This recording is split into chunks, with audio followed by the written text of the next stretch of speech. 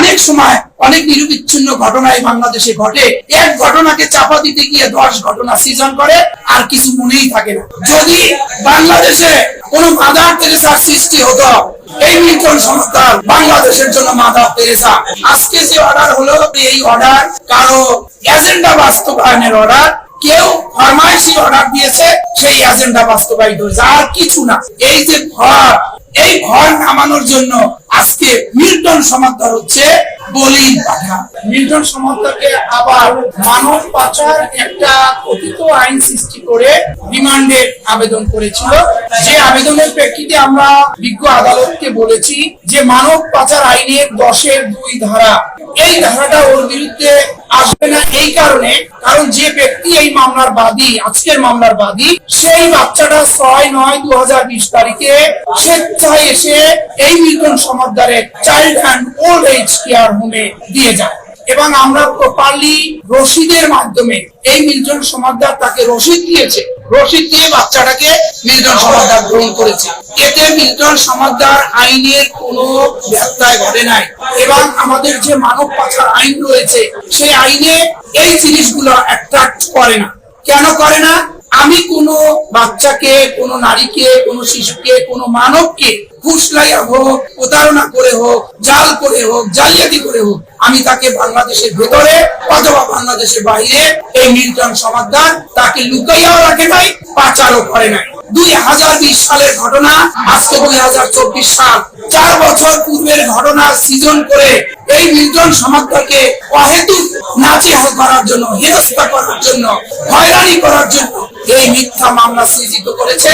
এবং আমি মনে করি মানুষ মানুষের জন্য মিল্টন সমাদ্দার বাংলাদেশে যে কাজটা করছে এটা সম্পূর্ণ মানবিক কাজ এবং মানবতার ফেরিওয়ালা এই মিল্টন সমাদ্দার। যদি বাংলাদেশে কোন মাদার তেরেসার সৃষ্টি হতো, তাহলে আমি বলতাম এই মিল্টন সমাদ্দার বাংলাদেশের জন্য মাদার তেরেসা। এবং আমরা যদি একজন ভালো মানুষকে, ভালো কাজকে মূল্যায়ন করতে জানতাম, মূল্যায়ন করতে শিখতাম, আমাদের মধ্যে যদি নৈতিক অবক্ষয় না থাকতো, তাহলে আজকে মিল্টন সমাদ্দার এই ধরনের মামলার 10-2 ধারায় সে কোনোদিন আসামি হতো না। বাচ্চাটা মিল্টন সমাদ্দারের child and old age care হোমে রয়েছে, তবে আইনগত ভাবে স্টাম্পের মাধ্যমে এই সংস্থার যে বাবুর্চি আছে সে তাকে দেখভাল এবং লালন পালন করতেছে, এবং সে এখানে সুন্দরভাবে গড়ে উঠতেছে। এই স্টাম্পটা 21 সালে চাইল্ড এজ কেয়ার হোমের যে বাবুর্চি, সে স্টাম্পের মাধ্যমে লিখিত করে, যেহেতু তার 18 বছরের কনজুগাল লাইফ, তার কোনো বাচ্চা হয় না, সেই বাচ্চাটাকে সঠিকভাবে বড় করার লক্ষ্যে এবং তার জীবন যেন সুন্দরভাবে গড়ে উঠতে পারে, সেজন্য তাকে দত্তক নিয়ে তাকে সুন্দরভাবে লালন পালন করে মানবিক জীবন দান করেছে।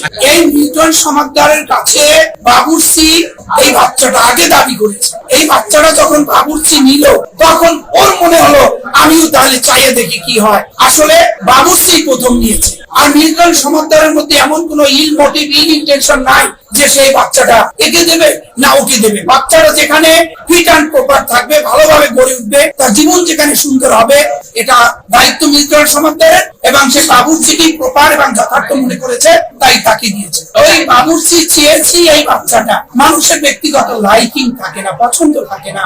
এই বাবুর্চির এই বাচ্চাটাকে তার পছন্দ হয়েছে, নিতে ইচ্ছা করছে, সে লাইক করেছে, তাই মিল্টন সমাদ্দার তাকে কাগজ করে দিয়েছে। এই মামলার ভবিষ্যৎ -0। এই মামলা আইন যে আইনে দিছে, আইনও কভার করে না। আর যে রিমান্ড দিয়েছে বিজ্ঞ আদালতের উপরে আমাদের কোনো কথা নাই। এই মামলায় রিমান্ডে নিয়ে ওর কাছ থেকে কিছুই পাওয়া যাবে না, যা যা পাওয়া যাবে এভরিথিং আমরা বিজ্ঞ আদালত সাইটিং করেছি, আইন সাইটিং করেছি, বাস্তবতা সাইটিং করেছি, মানবতার ফেরিওয়ালা মিল্টন সম্পর্কেও আমরা বিজ্ঞ আদালতকে ধারণা দিয়েছি। আজকে যে অর্ডার হলো, এটা আমি মনে করি এই অর্ডার কারো এজেন্ডা বাস্তবায়নের অর্ডার, কেউ ফরমাইশি অর্ডার দিয়েছে, সেই এজেন্ডা বাস্তবায়িত হয়েছে, আর কিছু না। এই রিমান্ডে নিয়ে রিমান্ড ছাড়া মিল্টন সমাদ্দারের কাছ থেকে পাওয়ার, উদ্ঘাটন করার কোন তত্ত্ব নাই। রিমান্ড চেয়েছিল 7 দিন, বিজ্ঞ আদালত মনে করেছে 4 দিনে 4 দিনে রিমান্ড দিয়েছে। এই বাংলাদেশে আপনারা সবকিছুই জানেন, যদি বাঘে একটা মহিষ ধরে এবং সেই বাঘের পরে যদি সিংহে একটা মহিষ ধরে, তার বাঘের সে সিংহ সিনিয়র, ওইটা বাঘেরটা চাপা করবে, সিংহেরটা জায়গা উঠবে। অনেক সময় অনেক নিরবিচ্ছিন্ন ঘটনায় বাংলাদেশে ঘটে, এক ঘটনাকে চাপা দিতে গিয়ে 10 ঘটনা সৃজন করে, আর কিছু মনেই থাকে না আগের ঘটনাগুলো কি ছিল। অনেক কিছু আপনারা বোঝেন, জানেন, এই বাংলাদেশের উপরে অনেক কিছু প্রেতাত্মা ভর করেছে। এই যে ভর, এই ভর নামানোর জন্য আজকে মিল্টন সমাদর হচ্ছে বলির পাঠা। কাউকে আড়াল করার জন্য, কাউকে হাইলাইট করার জন্য আজকের এইসব মামলা, এইসব ডিমান্ড, এইসব ডিমান্ড। সত্য, বস্তুনিষ্ঠ ও নিরপেক্ষ দৈনিক জনবাণী।